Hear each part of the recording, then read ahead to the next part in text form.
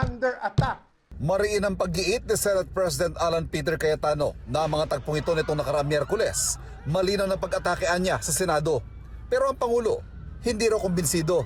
The Senate was not under attack. And this is also the position of the President, po. Of course. Nang humupa ang tensyon sa Senado sa kalagitnaan ng gabi, nawala si Senador Bato de la Rosa. Sa huling pangyayari, patungkol dun sa di umano na pagtakas at pagkawala kahit na may protective custody ang Senado, nakakadismaya naman talaga.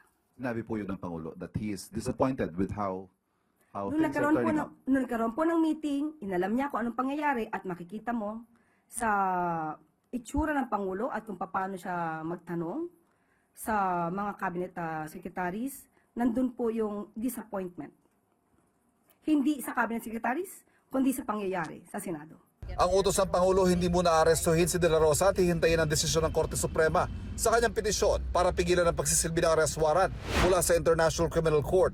Pero nagbabala ang Department of Justice na arestuhin siya kung magtangka itong lumabas ang bansa. Panawagan ng palasyo kay De La Rosa. Mas maganda po na bilang dating PNP chief at alam naman po niya na may valid warrant of arrest na inisyo ang ICC at katulad ng sinasabi dati ni Senator Robin Padilla, kung walang kasalanan, lumabas.